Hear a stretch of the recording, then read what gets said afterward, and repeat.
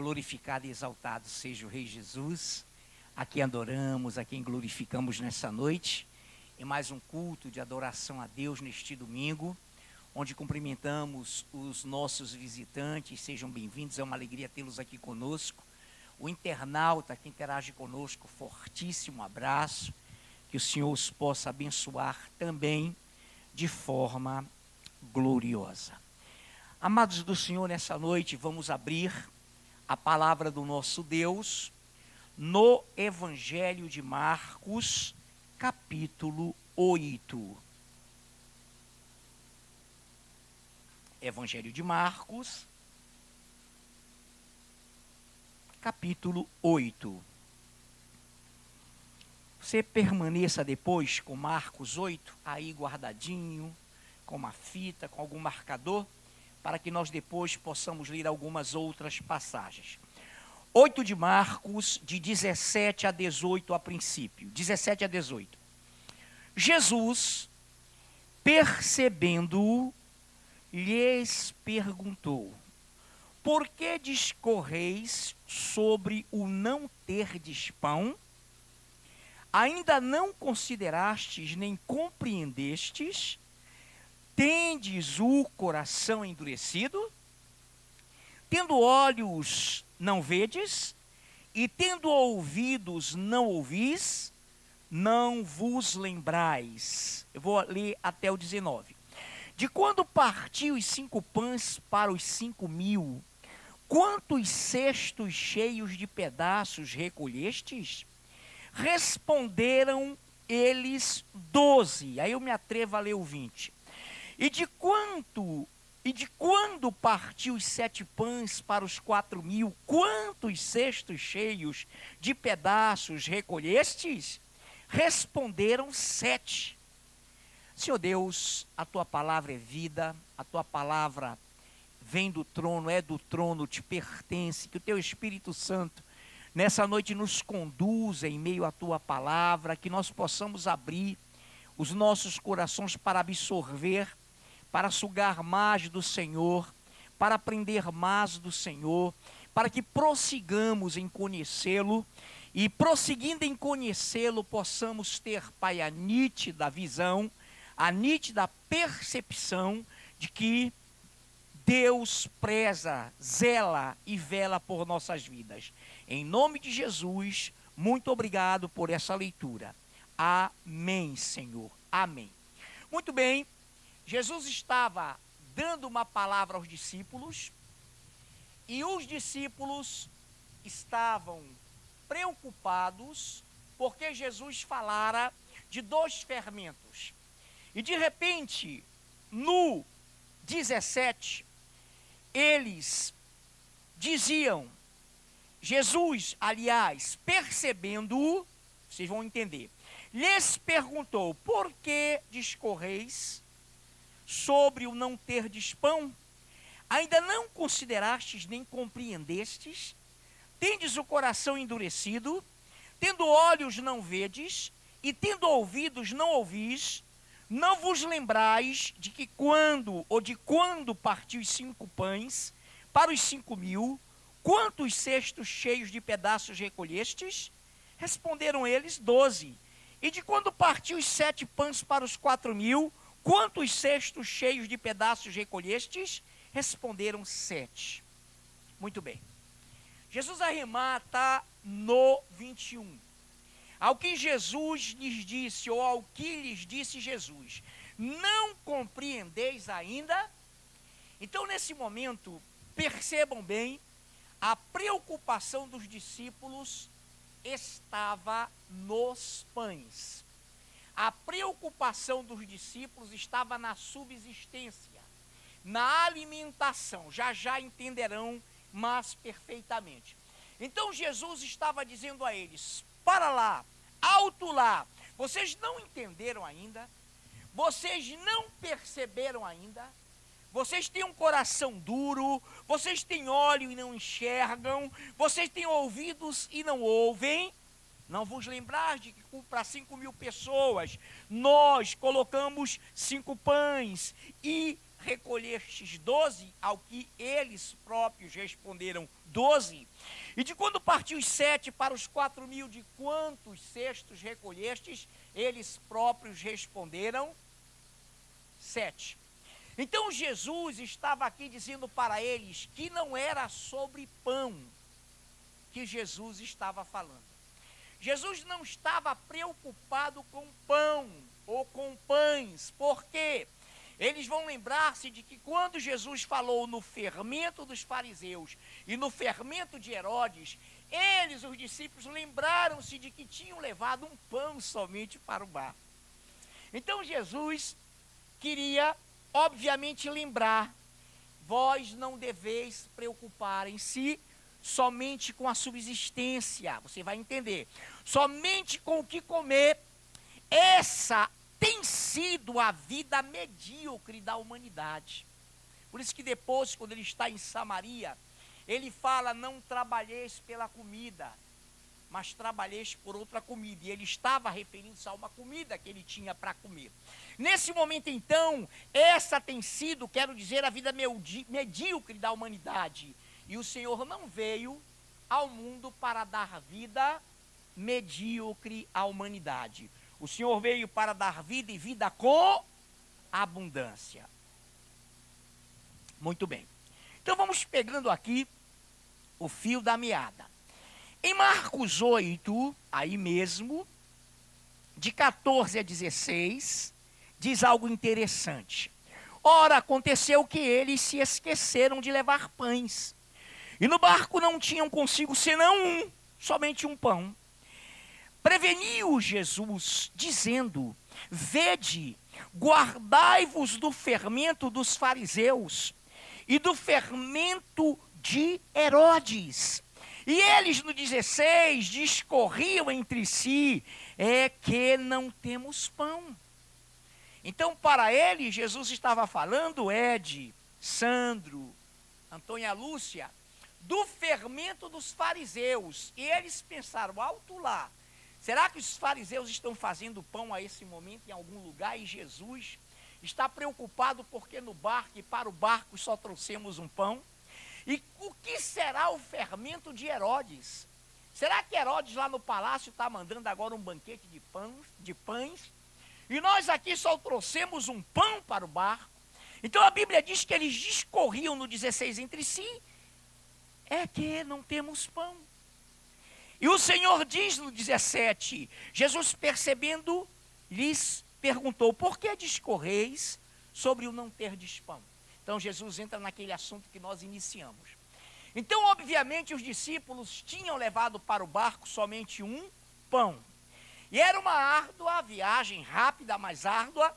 E o Senhor estava conversando com eles. E disse a eles, prevenindo-os: vede, guardai-vos do fermento dos fariseus e do fermento de Herodes. Muito bem, irmãos. Nesse momento, os discípulos ficaram perplexos, porque não estavam entendendo qual era esse assunto. O que Jesus queria falar sobre isso. Momentos anteriores, momentos antes desse evento, eu leio para você em 8 de Marcos, para que nós tenhamos a nítida visão, 8 de 11 a 13. E saindo os fariseus, puseram-se a discutir com ele. Note a palavra discutir. E saindo os fariseus, puseram-se a discutir com eles. E tentando, pediram-lhe um sinal do céu. Jesus, porém, arrancou do íntimo do seu espírito um gemido e disse: por quê pede esta geração um sinal? Em verdade vos digo que a esta geração não se lhe dará sinal algum. 13. E deixando-os, tornou a embarcar e foi para o outro lado. Quando ele embarca, ele então, com essa visão, com esse questionamento dos fariseus que pediram o sinal dos céus, ele continua o assunto no barco com os discípulos, dizendo: ora, tende cuidado com o fermento dos fariseus e com o fermento de Herodes. E note essa palavra, essa atitude de Jesus. E deixando-os. Deixando a quem? Os fariseus, que estavam discutindo com ele, que o estavam confrontando. Então Jesus os deixou.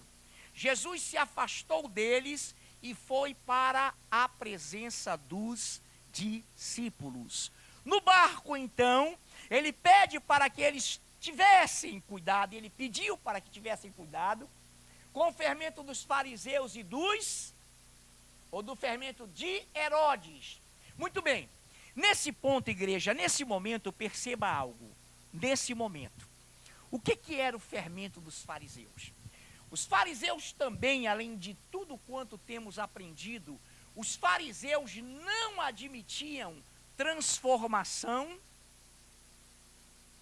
interior. Os fariseus não admitiam Jesus ou Deus ou esse ser superior dentro do homem. Vocês lembram disso quando Jesus respondeu a eles, num certo momento, numa certa pregação, que a presença do Senhor não via com devida, ou a presença do Senhor não viria com devida aparência, mas que ele habitava no coração do homem, no interior do ser humano. Então os fariseus não admitiam transformação.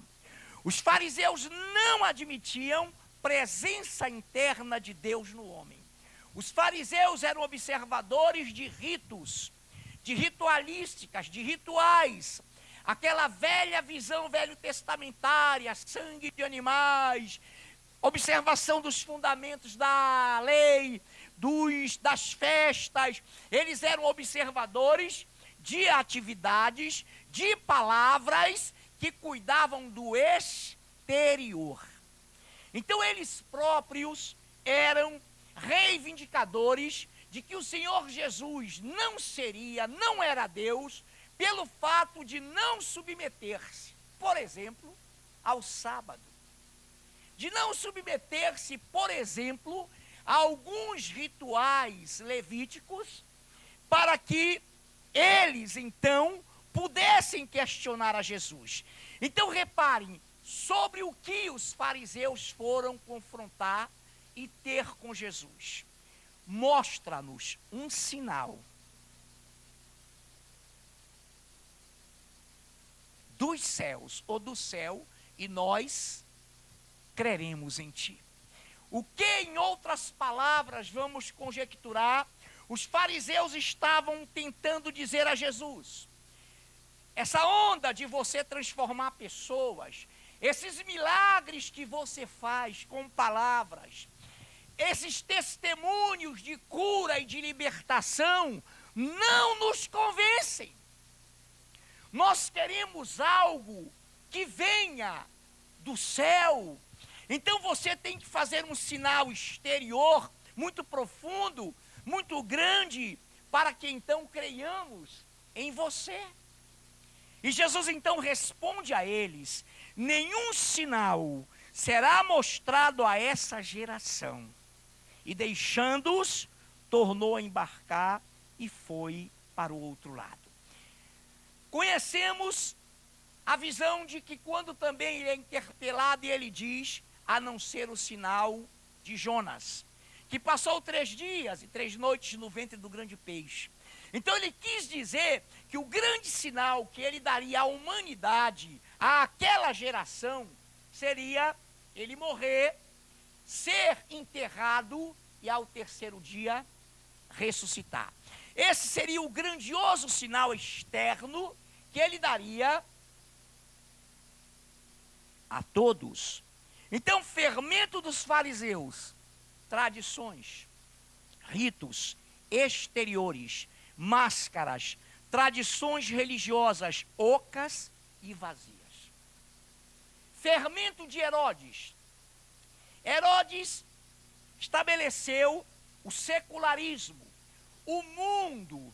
Então, para ele, Deus ou o Messias seria um homem que viria usurpar o trono de Israel.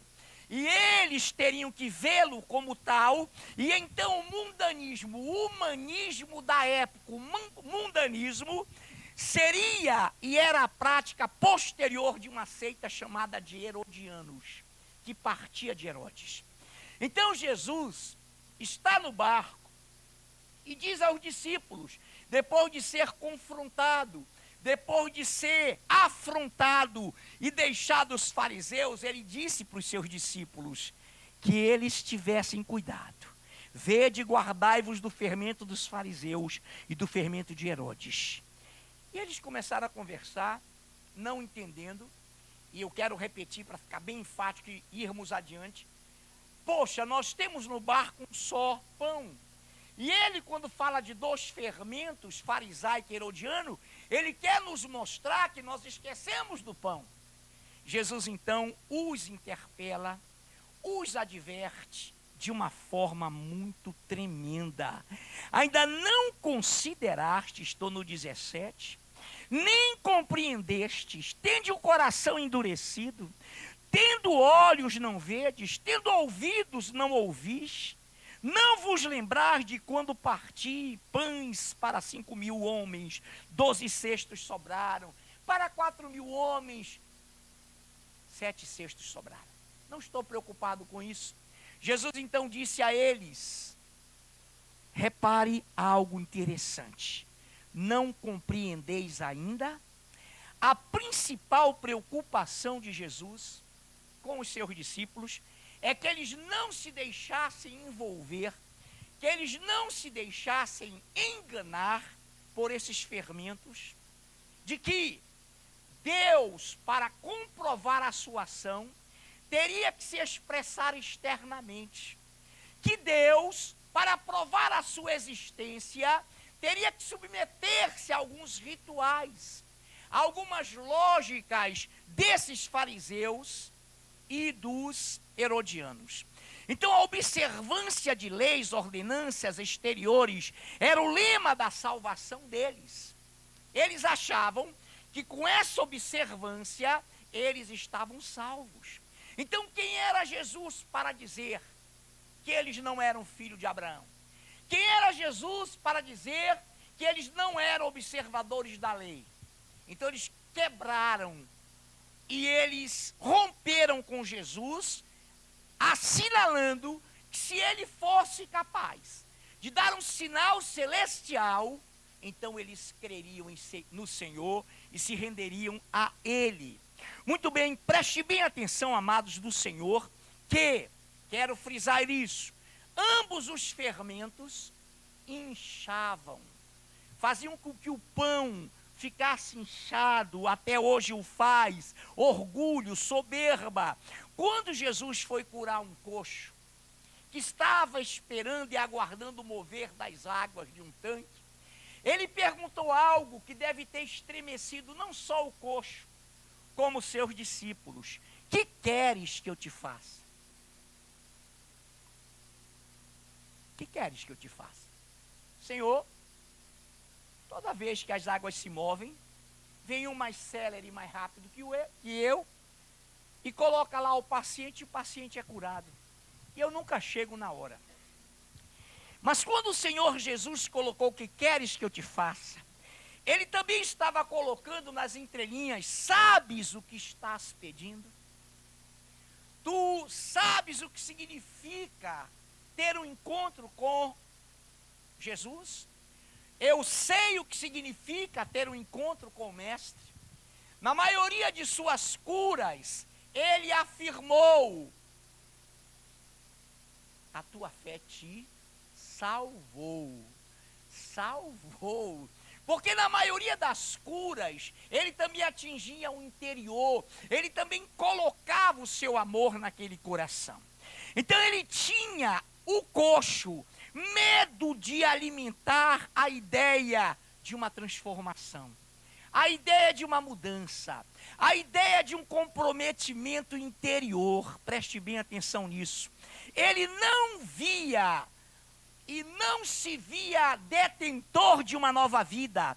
Ele não se via conformado com a ideia de deixar a velha vida. Era esmoler, colocavam-lhe ali, ele pegava alguns trocados e essa vida o fez acostumar-se. Mas ele não tinha essa visão e ele sabia que Jesus vinha com essa proposta de libertar, de transformar, de fazer com que as pessoas voltassem a Deus e por ele Deus fossem transformadas. Então preste atenção, conformismo com uma vida sem a operação transformadora do poder de Deus. Então os fariseus temiam encontrarem-se com Cristo. Nicodemos foi ter com ele à noite. Então havia uma percepção judaica de que esse Deus, ou esse Emanuel, esse Messias, estava transformando pessoas. E eles não admitiam isso. Eles não aceitavam isso. O orgulho religioso, o apego a tradições, a ritualísticas era muito mais forte. Então, nesse momento, eu pulei para o coxo de propósito. Ele estava conformado com uma vida sem a operação transformadora do poder de Deus. Aqueles que são apegados à mediocridade de uma vida estagnada, do já saber tudo, e tudo aquilo que sai da sua compreensão é ilusão, é utopia, é surreal, é inadmissível. Assim eram os fariseus, assim eram os herodianos, assim era o fermento de Herodes, que era igual a dos saduceus. Muito bem, então nesse momento preste a atenção. O Senhor Jesus estava colocando para os discípulos: não vos deixei contaminar, envolver com o fermento dos fariseus, com o fermento de Herodes. Nada de você ter uma vida legalista, apegada a símbolos, apegada a valores que não transformam, que não mudam, que não te dão salvação, que não te dão vida eterna, que não te fazem ter uma comunhão plena com Deus. Então Jesus aqui estava se colocando contra essa religiosidade farisaica, esses fermentos danosos que não servem para transformar nenhuma vida. Prestem a atenção, reparem, esses corações farisaicos, esses fermentos no coração ou nos corações, trazem a ideia de não se render a nenhum tipo de transformação interior. Quero ser bem enfático.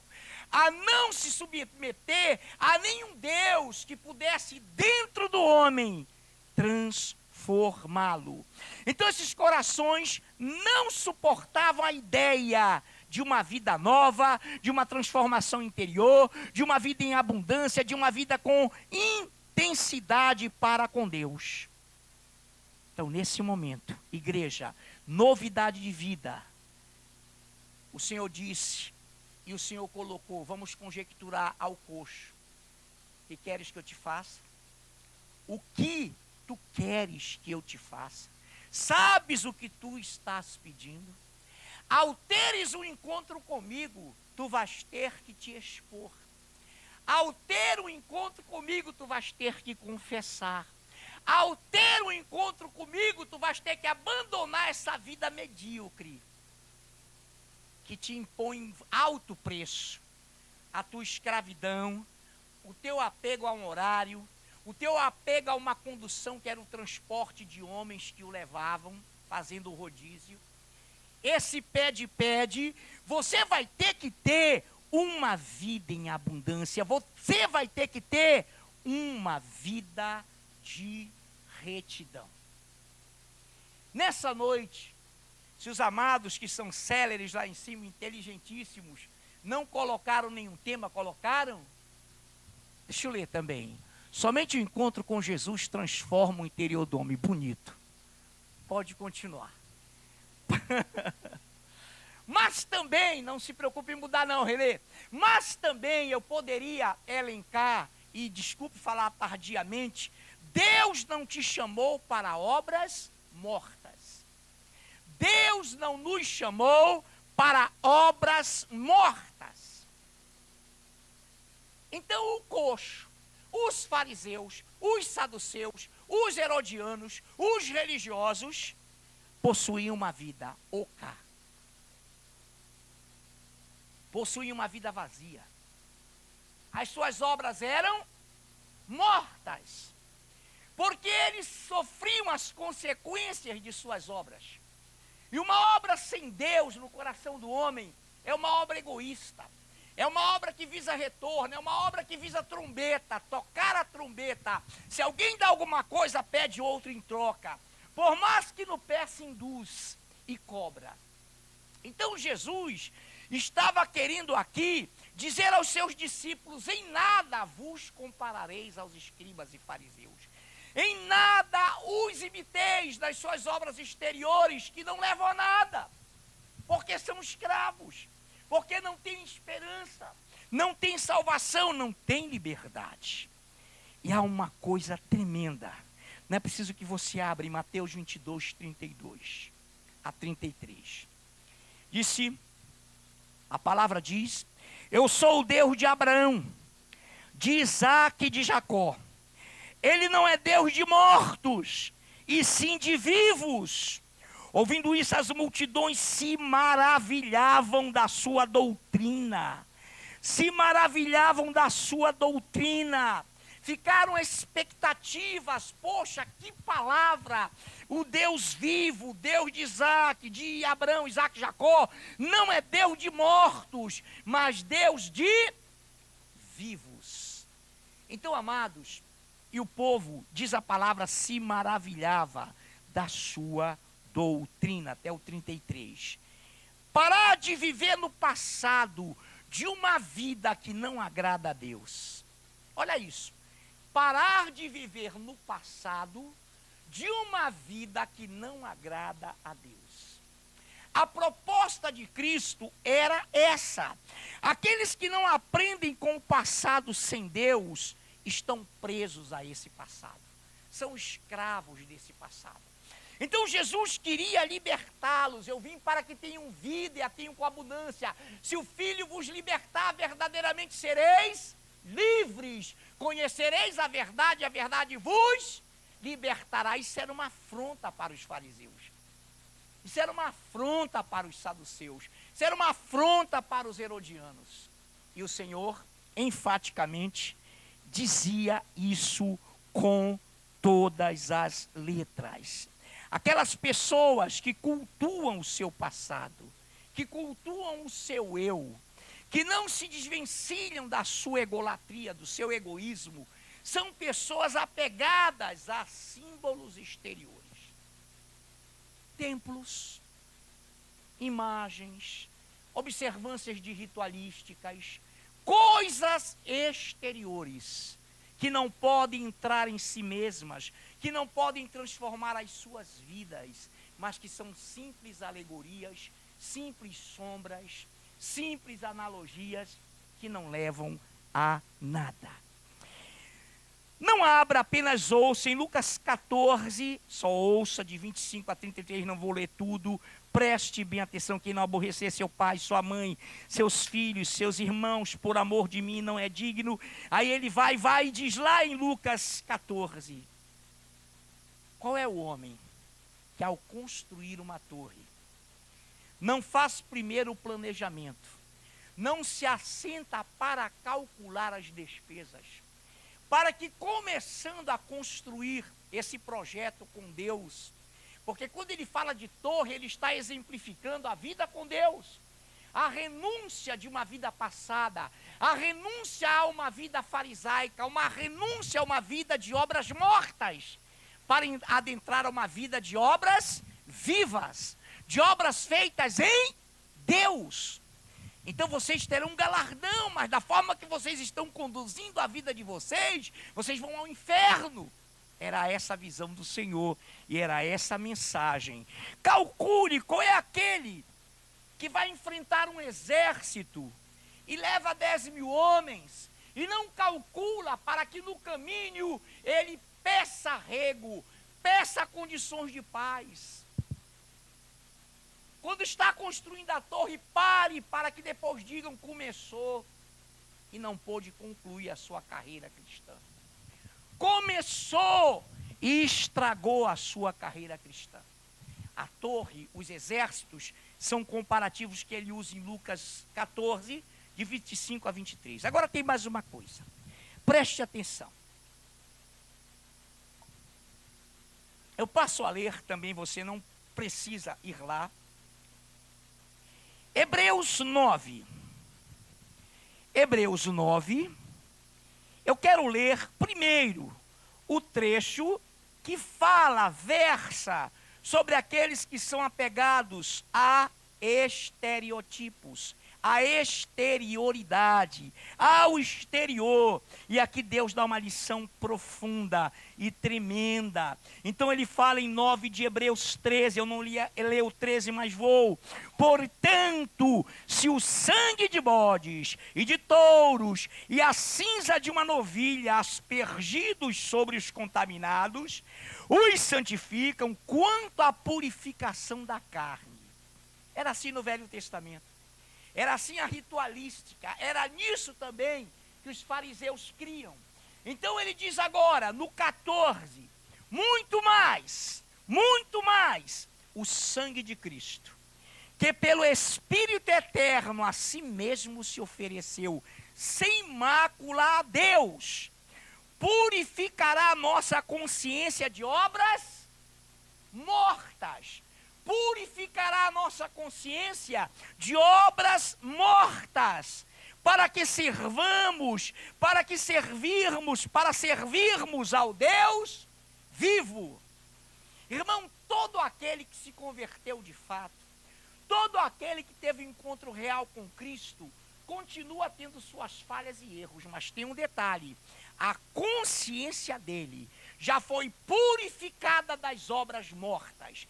Ele não ama o pecado, nem peca habitualmente, não vive pecando, não é réprobo, mas ele é filho de Deus. E quando peca, ele confessa, porque se dissermos que não temos pecado, mentimos, mas não temos o hábito, não somos contumazes, não somos também réprobos, inimigos de Deus, nós amamos o Senhor. Então repare algo extraordinário, muito mais. O sangue de Cristo, que pelo Espírito eterno, a si mesmo se ofereceu, sem mácula a Deus, purificará, esse sangue de Cristo, a nossa consciência de obras mortas, para servirmos ao Deus vivo. A igreja do Senhor, todos aqueles que tiveram essa experiência com o Senhor, sabem o que são obras mortas. E sabe o que são obras vivas. Obras feitas para agradar a Deus e por conseguinte nos fazer bem.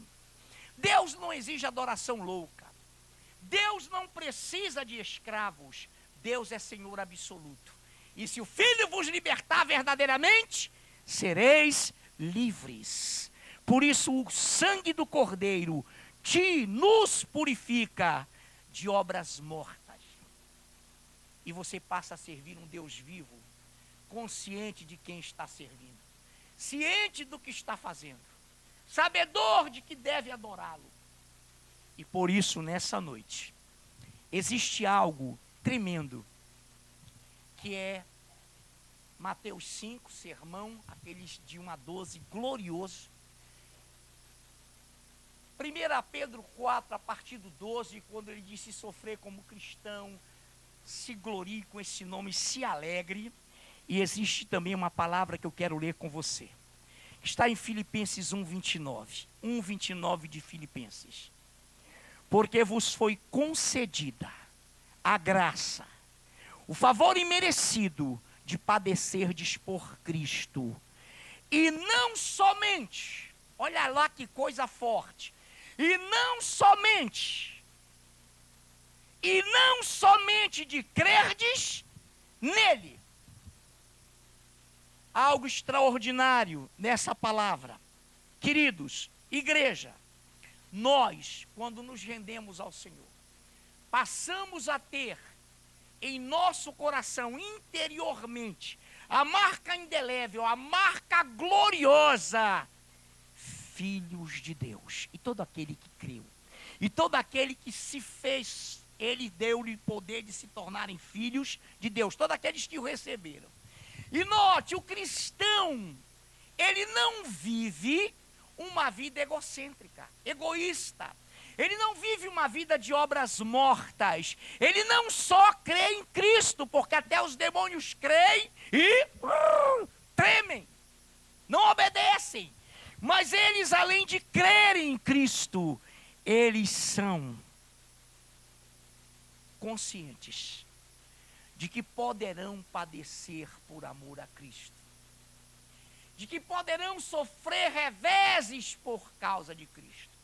Aceitar Jesus no Oriente é um desafio, meu irmão. É expulsão de casa, é perda do trabalho, é desterro. A essa época também era um desafio. Lá vem, quem foi que te curou? Quem foi que mandou você carregar o leito? O mesmo que me curou disse: toma o teu leito e anda. Irmãos, era difícil. Era difícil. E nessa noite, porque vos foi concedida a graça de padecerdes por Cristo e não somente de crerdes nele. Agora tem um detalhe. Na mente viva, na mente transformada, na mente da nova criatura, o sofrer por Cristo gera alegria. O sofrer confronto, enfrentamentos, provações, angústias, por amor de Cristo, gera alegria. Exultai, à medida que sois, amém? Considerados dignos de sofrer afronta, por amor do Senhor. Então, nessa noite, os fariseus eram covardes, sim, porque temiam o encontro, temiam uma transformação interior. Existe o medo, igreja, de expor o íntimo. Existe o medo de confessar os erros, falhas e pecados. Existe o pavor de ter uma vida mudada. E de repente alguém dizer: você não é mais da nossa turma, você não rouba mais, você não mente mais, você não adultera mais, você não é mais da nossa turma não. Você passa a ser estranho. E esse já é um tipo de enfrentamento. E esse já é um tipo de confronto. Quando você tem a sua vida transformada. Medo, e o medo existe, mas o amor lança fora todo medo. O medo, queridos, é um sentimento humano, um sentimento diabólico, um sentimento que aprisiona as pessoas. E a verdadeira coragem é você reconhecer o seu medo. É você dizer: Senhor, eu não posso, eu tenho medo, mas Tu podes todas as coisas. Então eu não vou ter medo de sofrer afrontas por Teu amor. Porque o Senhor, quando Ele diz se sofrer como cristão, não se envergonhe disso. Porque o cristão, quando sofre, o Senhor o guarda, o Senhor o protege, o Senhor é com ele. E nesta noite, rapidinho, só para que nos lembremos, diz algo no versículo 13, em 1 Pedro capítulo 4, versículo 13, pelo contrário, alegrai-vos na medida em que sois coparticipantes dos sofrimentos de Cristo, para que também na revelação de sua glória vos alegreis, exultando. Se pelo nome de Cristo sois injuriados, bem-aventurados sois, porque sobre vós repousa o Espírito da glória e de Deus. Amada igreja, preste atenção. A transformação que Cristo propõe é essa. Você não mais será escravo do diabo, do filho da potestade do ar. Você não mais será escravo das obras mortas. Você será liberto. Agora tem um detalhe. Como escravo do pecado, nós, que alguns de nós outrora andamos nesses delitos, alguns não, nesse tipo, mas a Bíblia relata: não sofra nenhum de nós como ladrão, como roubador. Por quê, irmãos? Porque são penas, são pesos que os homens colocam em nós. Nós éramos mentirosos, nós éramos totalmente trambiqueiros e vivíamos atormentados por isso. e vivíamos atormentados por isso. Aí o Senhor diz, não, mas se você se converter, se você optar pela minha libertação, vão te perseguir por uma outra causa. Vão te perseguir pelo fato de tu seres uma nova criatura. Vão te perseguir por inveja, por calúnia, por difamação, porque não suportarão ver a glória de Deus em você. Então, nesta noite, igreja, não nos foi concedida a graça de somente crermos no Senhor, mas nos foi concedida a graça de padecermos por Ele. Isso é evangelho, isso é palavra de Deus, isso é transformação que vem dos céus. Isso é verdade, e essa verdade liberta. Eu espero e quero que a igreja toda se mantenha assim. Nesse momento, nós chamamos, vamos ter 2 etapas, né? Agora existe uma visão mundial pedindo um texto. Pode vir, irmã Carla. A irmã Carla vai falar o suprassumo, o resumo em espanhol dessa temática. Eu peço que o Erickson Alves suba também, fique na vez. Boa noite, igreja. Deus não te llama a obras muertas. Los fariseos apegados a rituales e tradições religiosas de contenido exterior não podiam experimentar transformação de caráter. É comum não querer crescer, porque isso significa ter que demitir lo que existe dentro de nós outros. Cultivamos nuestras fallas, errores e pecados.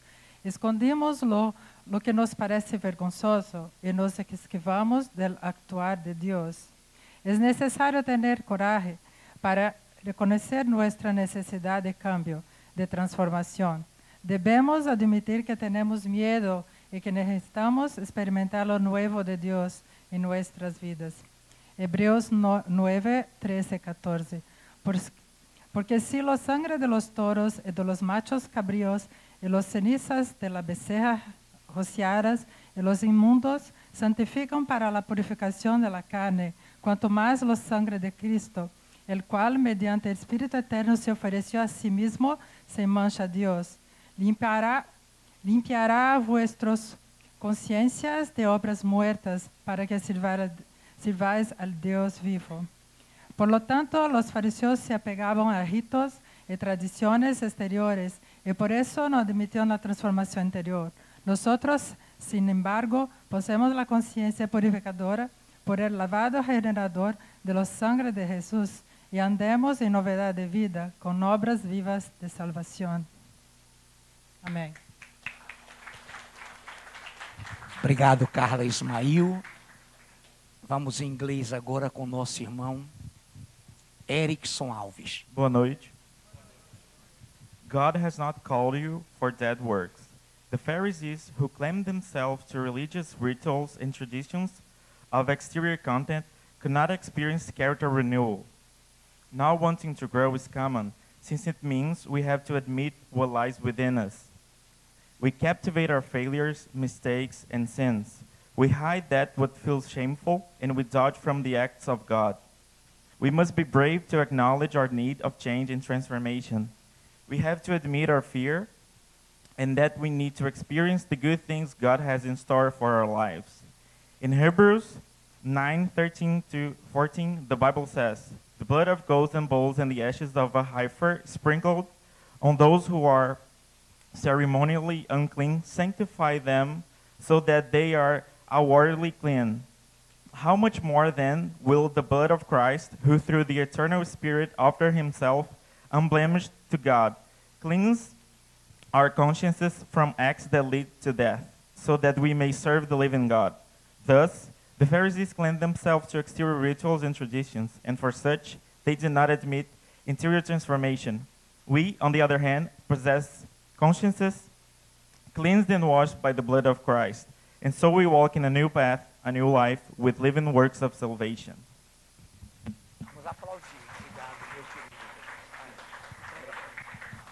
Bendito, glorificado e exaltado seja o nosso Deus. Igreja, o Senhor nos disse: aquele que me confessar diante dos homens, eu confessarei diante dos anjos de Deus. O que me negar diante dos homens, será também negado.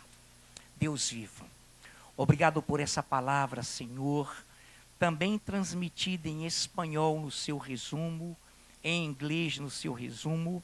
Abençoa, Pai, a missão mundial, abençoa o nosso amado evangelista Dene, abençoa a sua esposa, seus filhos, a sua igreja, e nesse momento o teu povo que aqui está, o teu povo que interage agora, assiste agora, e que depois também assistirá, seja abençoado, reproduza, compartilhe tudo isso para a honra e glória do Senhor.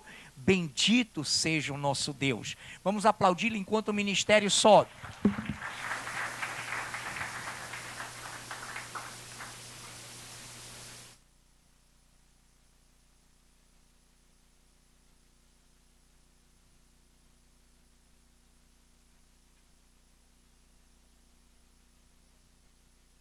Glórias ao Senhor Jesus. Vamos nos colocar de pé, igreja, para continuarmos este culto abençoado. Possamos buscar neste momento, adorá-lo, exaltar o nome dEle, porque Ele tem operado maravilhas no meio de nós. Santo é o Teu nome, Jesus. Opera, Senhor, os Teus detalhes, Deus, em nossas vidas. Opera, Jesus, faz o Teu querer em nossos corações. Manifesta, Pai, a Tua graça, Jesus. Que tenhamos um coração humilde, sincero, Senhor, quebrantado, Deus, diante da Tua presença, Pai. É o que nós clamamos a Ti, Jesus. Santo, santo é o Teu nome. Faz proezas entre nós, realiza os Teus milagres, nos traz o impossível, mas não posso esquecer dos mínimos detalhes que movem o Teu coração. Oh, vem me ensinar uma canção que toca no meu coração.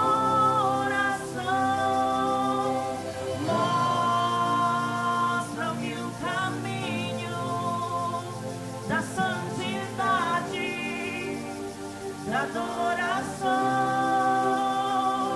Que eu tenha um coração humilde, que eu tenha um coração sincero, que eu tenha vida no altar, com lábios santos pra adorar. E o céu irá se abrir e o milagre acontecer. Tuas proezas sobre mim, detalhes que movem Teu coração. Aleluia. Santo Jesus. Faz proeza, Senhor, no meio de nós. Faz proezas entre nós, realiza os Teus milagres, nos traz o impossível, mas não posso esquecer dos mínimos detalhes que movem o Teu coração. Oh, vem me ensinar uma canção que toca o Teu coração. Mostra-me o caminho da santidade, da adoração. Eu tenho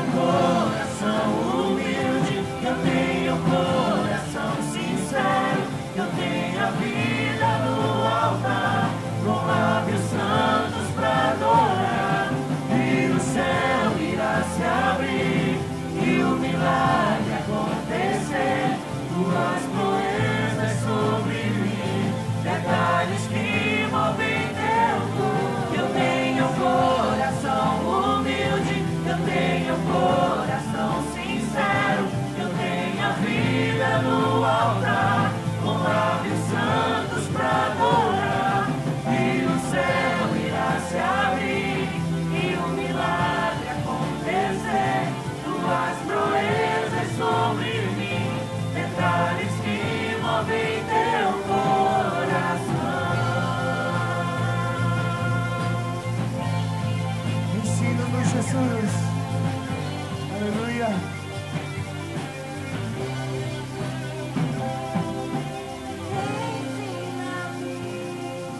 A mover o céu e o teu coração com meu coração. Ensina-me a tocar o céu com meu louvor e a minha adoração. Ensina-me a mover o céu e o teu coração com meu coração. Ensina-me a tocar o céu com meu louvor e a minha adoração. Eu tenho um coração humilde, eu tenho um coração sincero, eu tenho a vida no altar, com lábios santos pra adorar. E o céu irá se abrir e o milagre acontecer. Tuas proezas sobre mim, detalhes que movem teu corpo. Eu tenho um coração humilde, eu tenho um coração sincero, eu tenho a vida no altar, com lábios santos pra adorar. E o céu irá se abrir e o milagre acontecer. Tuas proezas sobre mim, detalhes que movem teu coração.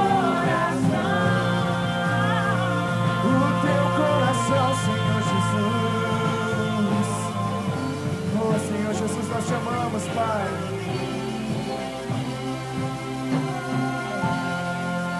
Aleluia. Glórias nós te damos, Pai. Glórias te damos, Pai. Que continuemos a adorá-lo, porque nós vivemos para adorá-lo. As nossas vidas, você foi criado para ser instrumento de louvor na presença do Senhor Jesus. E nós estamos aqui, Senhor, reunidos diante da tua presença, Pai, para te entregar, Senhor, nossa adoração, Pai. Graças te damos, Senhor.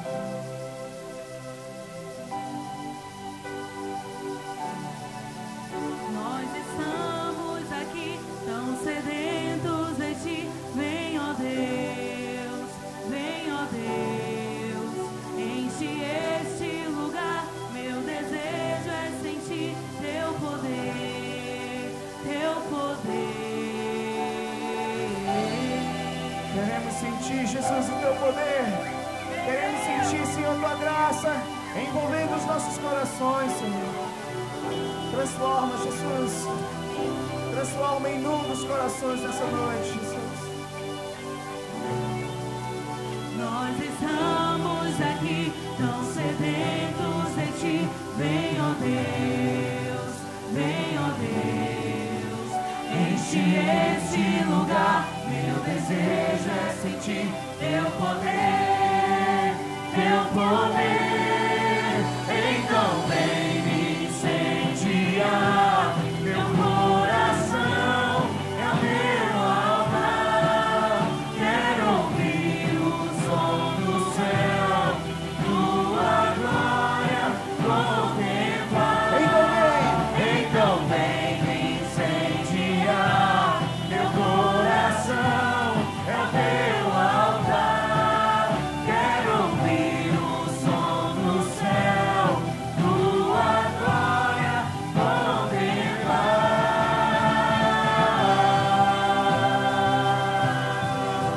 Queremos ouvir, Jesus, o som do céu, Senhor. Glória, Senhor. Glória, Jesus. Aleluia.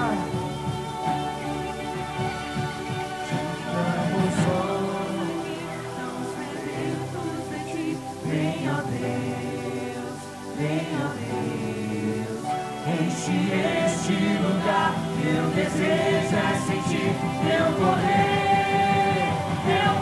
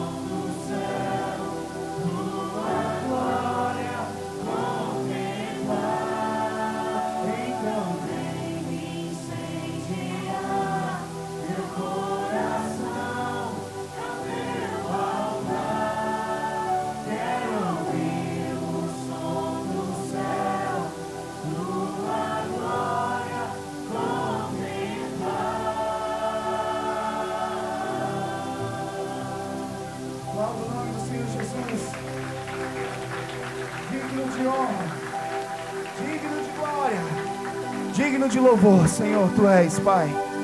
Aleluia. Glórias nós te damos.